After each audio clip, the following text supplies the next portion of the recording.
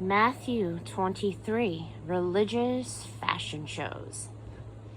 Now, Jesus turned to address his disciples along with the crowd that had gathered with them. The religion scholars and the Pharisees are competent teachers in God's law. You won't go wrong in following their teachings on Moses, but be careful about following them.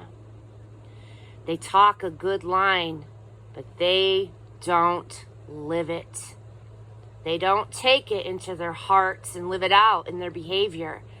It's all spit and polish veneer. Instead of giving you God's law as food and drink by which you can banquet on God, they package it in bundles of rules, loading you down like pack animals. They seem to take pleasure in watching you stagger under those loads, and they wouldn't think of lifting a finger to help you. Their lives are perpetual fashion shows. Embroidered prayer shawls one day and flowery prayers the next. They love to sit at the head table at church dinners, basking in the most prominent positions, preening in the radiance of public flattery, receiving honorary degrees and getting called, quote, doctor and reverend. Don't let people do that to you. Put you on a pedestal like that.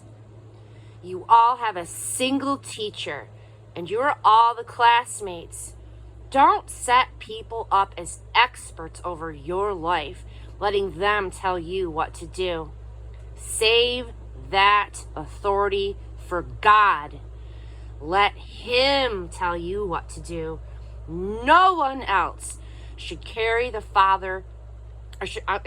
no one else should carry the title of Father. Amen. You have only one Father, and He's in heaven. And don't let people maneuver you into taking charge of them. There is only one life leader for you and them, and that is Christ. Do you want to stand out? Then step down. Be a servant. If you puff yourself up, you'll get the wind knocked out of you. But if you're content to simply be yourself, your life will count for plenty. Frauds. I have had it with you. You're hopeless, you religion scholars, you Pharisees, you're frauds. Your lives are roadblocks to God's kingdom. You refuse to enter, and you won't let anyone else in either. You're hopeless, you religion scholars and Pharisees. You're frauds. You go halfway around the world to make a convert, but once you get him, you make him into a replica of yourselves. You're double damned. You're hopeless. What arrogant stupidity. You say, if someone makes a promise with his fingers crossed, that's nothing. But if he swears with his hands on the Bible, that's serious. What ignorance! Does the leather on the Bible carry more weight than the skin on your hands? And what about this piece of trivia? If you shake hands on a promise, that's nothing. But if you raise your hand that God is your witness, that's serious? What ridiculous hair splitting. What difference does it make whether you shake hands or raise hands? A promise is a promise. Amen. What difference does it make if you make your promise inside or outside a house of worship? A promise is a promise. God is present, watching and holding you to account regardless.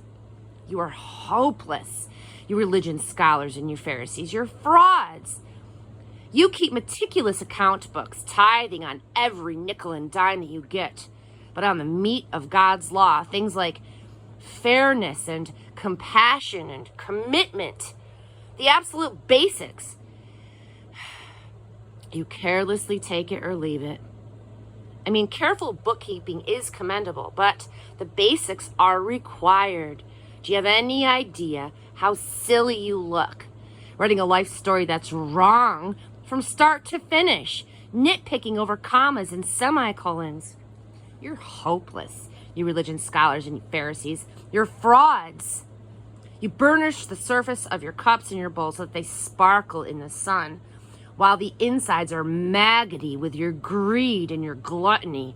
Stupid Pharisee. Scour the insides, and then the gleaming surface will mean something.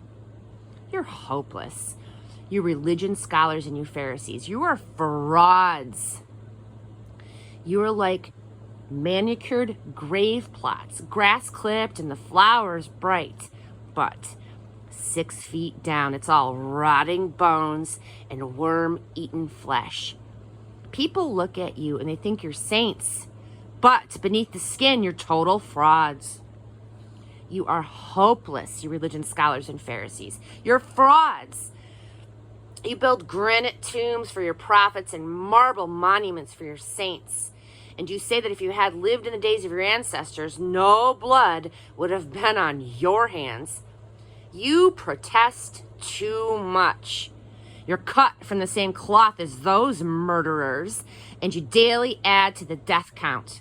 Snakes, reptilian sneaks. Do you think that you can worm your way out of this? Never have to pay the piper? It's on account of people like you that I send prophets and wise guides and scholars generation after generation. And generation after generation, you treat them like dirt, greeting them with lynch mobs, hounding them with abuse. You cannot squirm out of this. Every drop of righteous blood ever spilled on this earth, beginning with the blood of that good man Abel, right down to the blood of Zechariah, Berechiah's son, whom you murdered at his prayers, is on your head. All of this, I'm telling you, is coming down on you, on your generation.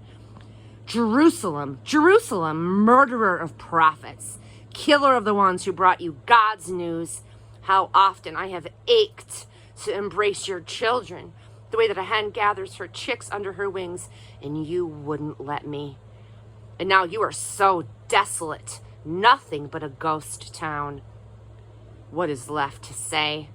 Only this. I'm out of here soon. The next time you see me, you'll say, "Oh, God has blessed him. He's come, bringing God's rule."